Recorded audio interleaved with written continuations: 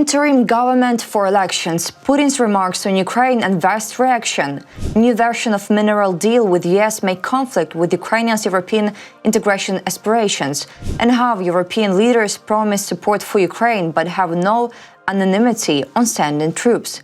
The latest news next. Russian dictator and terrorist Vladimir Putin has proposed to introduce an interim government under the auspices of the United Nations in Ukraine. According to him, presidential elections can be held during this time, and only then can a peace agreement be concluded.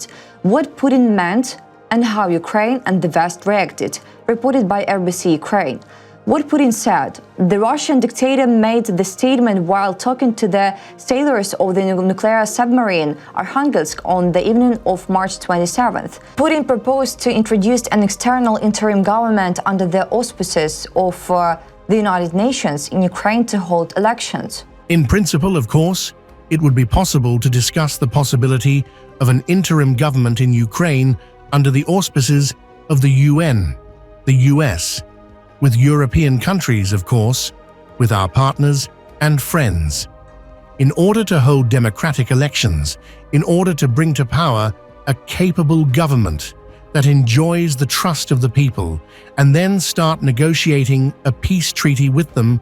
With the Ukrainian government formed under such conditions, Putin believes it will be possible to sign legitimate documents that will be recognized worldwide and will be reliable. He said, quote, "I'm not saying that there are no other options, but this is one of the options, and there is such a practice in the work of the UN." He mentioned East Timor, Papua New Guinea, and parts of the former Yugoslavia as examples of countries where there have been several times what is called external government, interim administration within the framework of UN peacekeeping. Ukraine's reaction. Dmytro Litvin, Ukraine's presidential communications advisor, responded sharply to Putin's statement.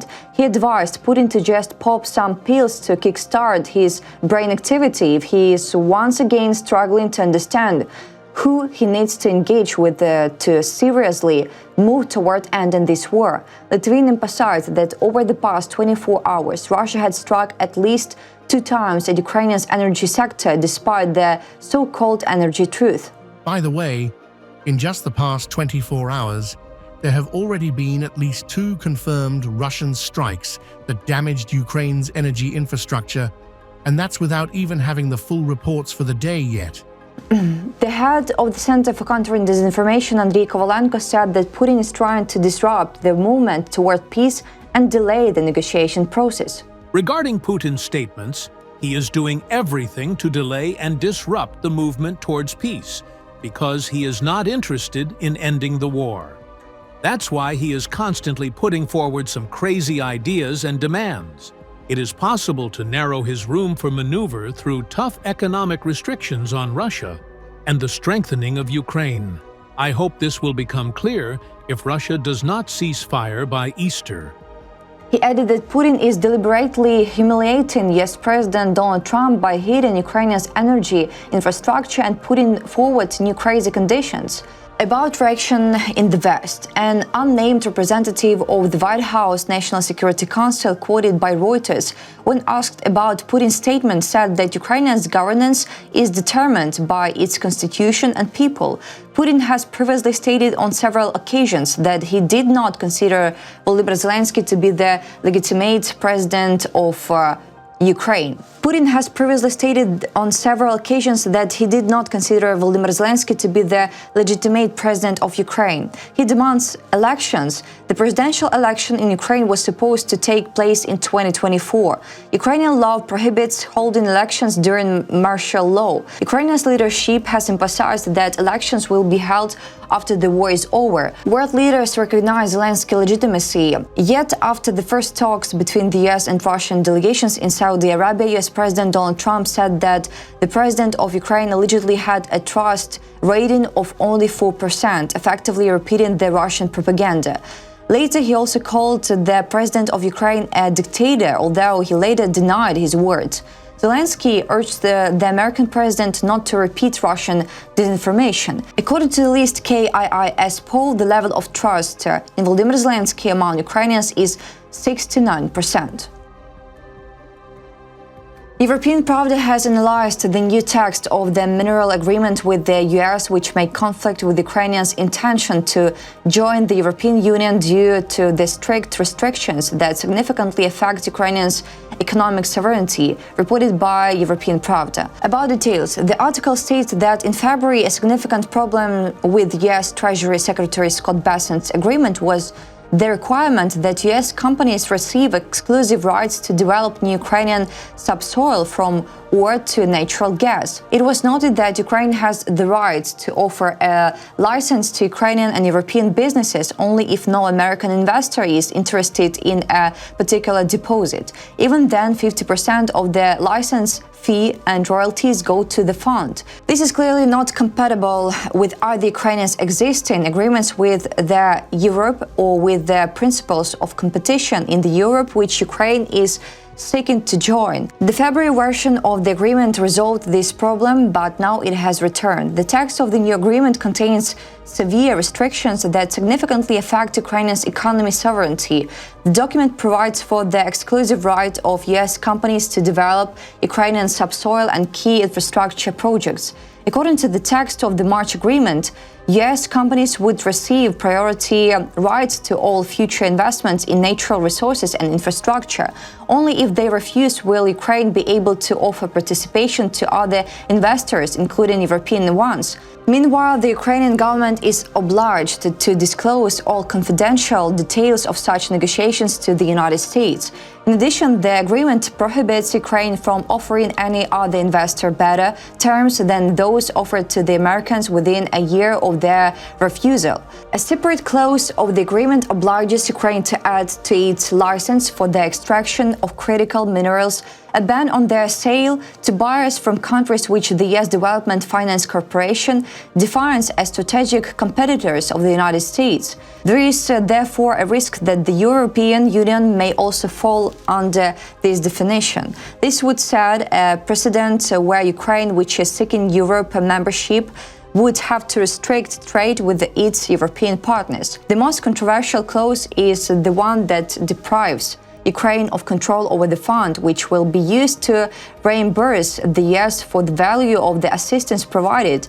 The general partner of the fund, who will manage its activities, will be appointed by the DFC without the consent of Ukraine. The majority of the fund's board will consist of US representatives, and their votes will be sufficient to make decisions without the consent of Ukrainian representatives. The two Ukrainian representatives on the board can only try to break the quorum, but their candidacies must also be approved by the DFC. The fund, which will be financed by Ukrainian natural resources and infrastructure, is more similar to a US organization. It will pay taxes in the US, not in Ukraine. If Ukraine has any claims or wants to challenge the fund's actions, it will have to go to court in New York, not the Ukrainian court.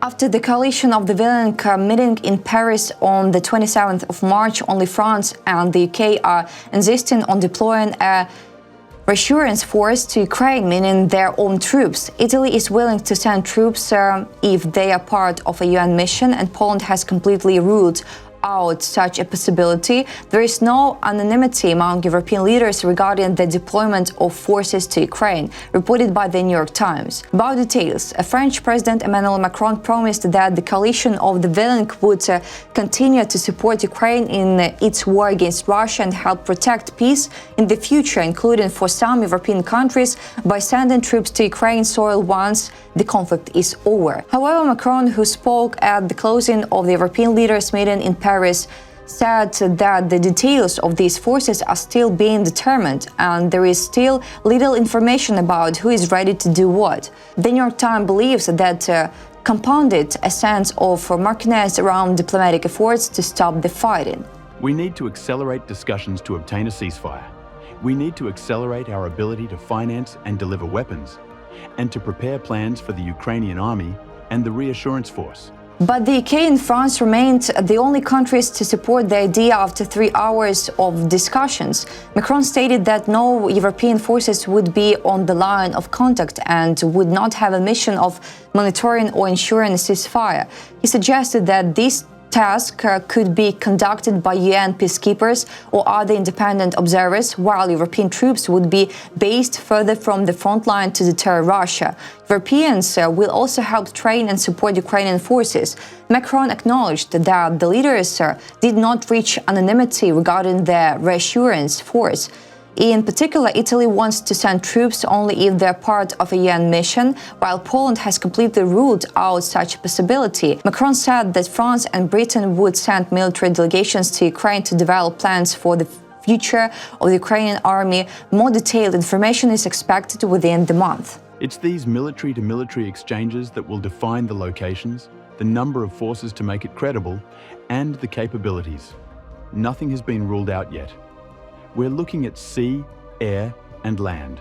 About details, Macron said after the meeting on the 27th of March that the leaders in Paris had also promised to increase short-term military assistance to Ukraine, including by speeding up the disbursement of loans backed by Russian assets, which had been agreed upon last year. We also anonymously agreed that now was not the time to lift sanctions, whatever they may be, he said. Steve Witkoff, yes, President Donald Trump's special envoy to the Middle East, called the idea of European forces in Ukraine simplistic, despite the Trump administration repeatedly accusing Europe of doing too little to defend itself. When it came to US support, Macron said you have to hope for the best but prepare for the worst. Macron also reported that he had spoken with Trump before the meeting on Thursday and would brief him again afterward. Ukrainian President Volodymyr Zelensky expressed satisfaction after the meeting, listing European promises to invest in Ukrainian drone production and electronic warfare systems and to maintain sanctions against Russia for as long as the war continues. That's all for today. Thanks